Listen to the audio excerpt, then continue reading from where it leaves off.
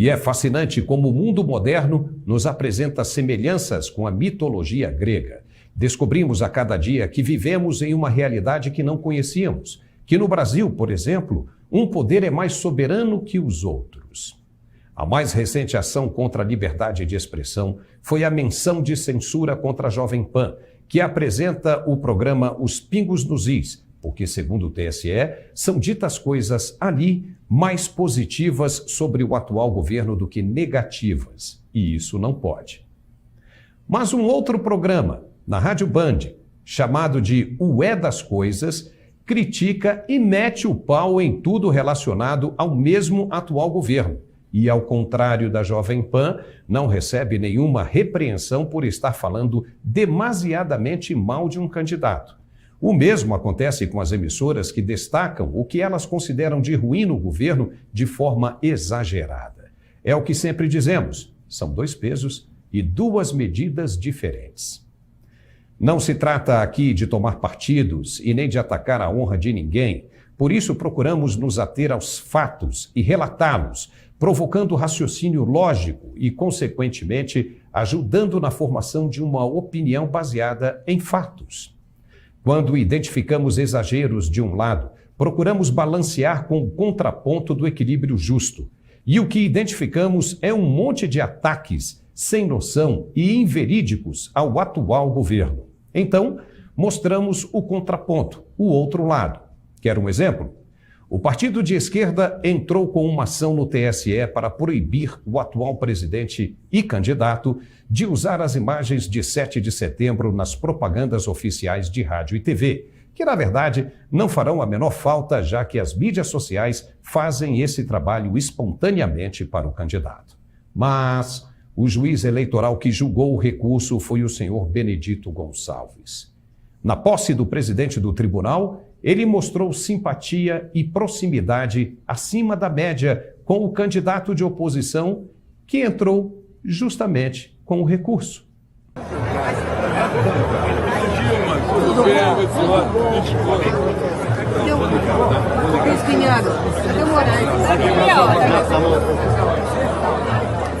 O que dizer disso?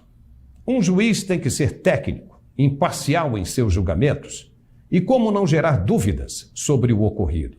Tapinhas no rosto de um juiz e pedidos para uma ligação privada posterior?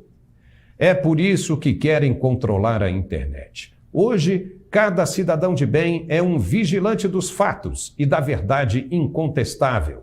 Não adianta tentar fugir. Sempre teremos uma câmera ligada para mostrar. Você já ouviu falar em Antônio Gramsci? Uma mente geniosa, mas também uma arma perigosa. Filósofo marxista, cofundador do Partido Comunista Italiano. Para ele, todos nós somos idiotas, desde que sejamos fáceis de manipular. De acordo com Gramsci, uma revolução socialista deveria ser internalizada nas instituições e pessoas, reverter toda a cultura, controle dos poderes constituídos, até implantar por completo o regime socialista. Não adianta deputados e senadores se reunirem em volta de um plenário e aprovarem qualquer que seja a representação de um desejo popular. E nem adianta o executivo sancionar leis ou decretos e se espernear. Pois onde existe um tentáculo da hidra, basta dizer para nada vingar. Talvez não soubéssemos disso e fomos pegos por uma surpresa que nos coloca em constante conflito de compreensão. Não entendemos as decisões de quem agora vemos que está no topo da cadeia alimentar.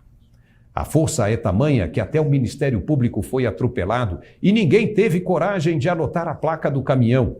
O processo contra os empresários vai ficar nas mãos de quem o tem até agora. Não importa o que está escrito na Constituição ou nos códigos de processo civil. Não importa se os empresários não têm foro privilegiado ou se foi o próprio tribunal quem começou as investigações e procederá até o julgamento. Se ele quer, ele tem, acima da lei e da ordem. E ninguém pode fazer nada. E ai daquele que se manifestar em sentido contrário. Será perseguido e sentirá o peso de sua ira. Nós não sabíamos o que agora entendemos perfeitamente. Temos um roteiro de uma comédia digna de bilheteria. Um homem é condenado e descondenado para concorrer à presidência de um país. Insatisfeito, ele ainda vai atrás dos que trabalharam para sua condenação. Pessoal, estou indignado com o sistema de justiça, os meus advogados estão estarrecidos. A quarta turma do STJ me mandou indenizar Lula em R$75 mil por conta da apresentação do PowerPoint. E os ministros disseram que o ex-procurador, usou expressões desabonadoras da honra e da imagem do ex-presidente.